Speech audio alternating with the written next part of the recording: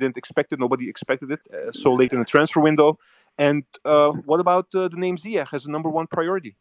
Look, to be honest from you, from a completely sporting perspective, as an Ajax fan, I'm disappointed that this is happening now at this stage of the transfer window. I think purely from a point of view that, look, how much time do we have to be able to find a suitable replacement? I do have enough faith in Hamstra and Huntelaar that they would have created a list for this particular situation. And so, look, we've obviously been hearing about Hakim Ziyech potentially coming back. I would find that incredible.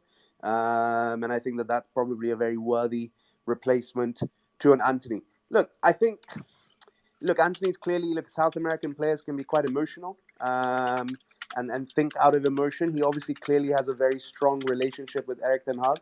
And I think that that's probably playing a big role for him right now. Maybe he would have seen that another Brazilian has joined as well, being able to work under Ten Hag, who gave him his break, and playing in the Premier League. Look, and also earning more money. I understand why he wants to make that move from those perspectives.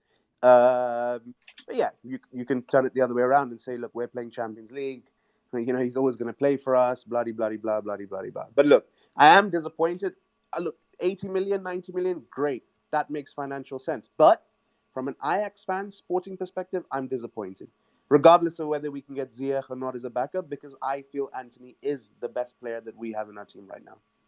Yeah, I'm also disappointed because I was Sunday in the arena and I enjoyed how Antony played. And also last season, he had such an impact also in the Champions League together with Haller.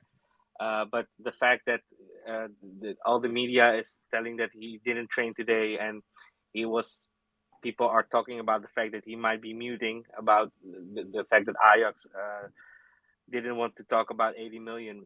Yeah, for me, that's the sign that he needs to go. But for Sportive, it's real.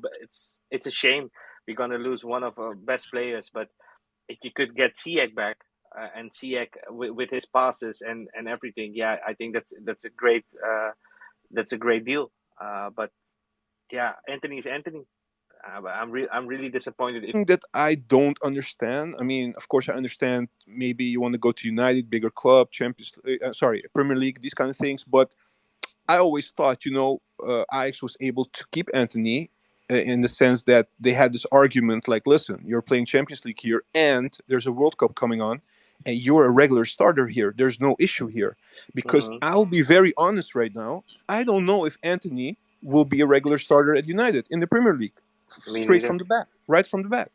Yeah, no, true. And that's the point I was trying to make. I think historically, if you look at South American players, they're very they're quite emotive. They sort of think out of emotion, and I think that for him, his relationship with Erik ten Hag has probably weighed quite heavily in this.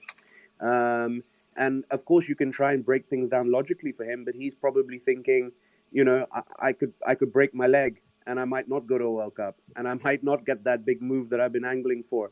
And look, whatever way you look at it, a move from the Eredivisie to the Premier League is a step up. And this is an opportunity to be part of something that can be rebuilt under a manager that he so clearly did very well under. So I can see why he's done it. Of course, if you look at things from a logical perspective, it's more of a safer option to remain at Ajax. But I can also see the reasons behind why he feels he needs to make this move now, especially with the money that's being talked about, right? Well, quite risky move, because you're not sure if you're going to play over there. United is a club in panic, but I think his entourage made him crazy about the fact that his salary will increase a lot. Because if you look at the sportive fact, Ajax is the most stable move at the moment to stay in Amsterdam.